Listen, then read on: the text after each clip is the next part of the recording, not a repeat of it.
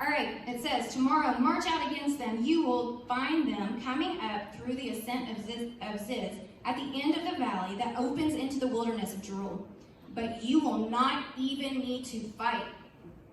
He says, take your positions.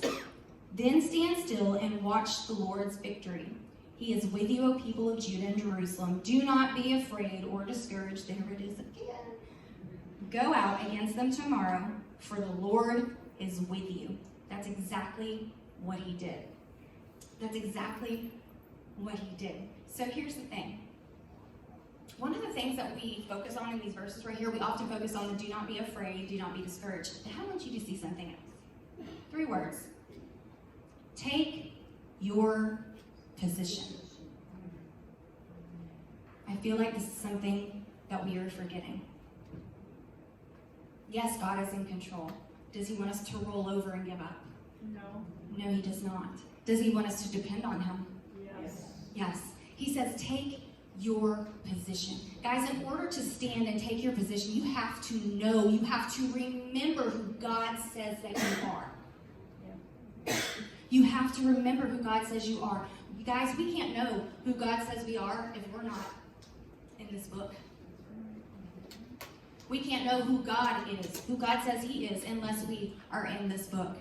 And I feel like we have started to forget or become distracted from our position because we are so focused on the chaos around us.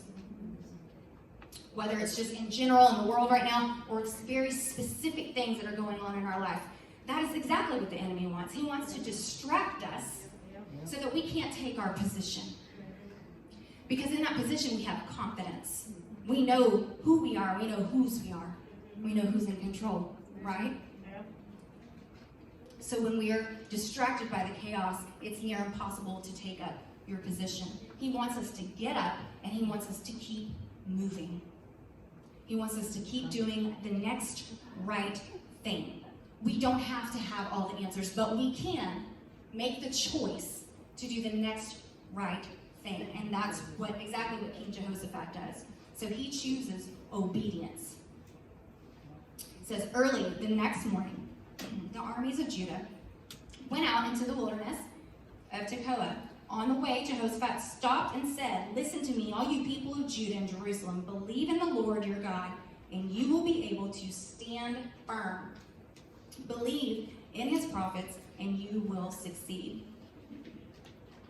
After consulting the people, the king appointed singers to walk ahead of the army, singing to the Lord and praising him for his holy splendor.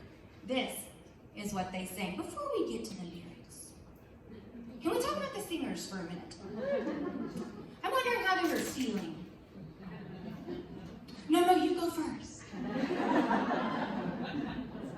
You go in front of the army, it will be safe. Right?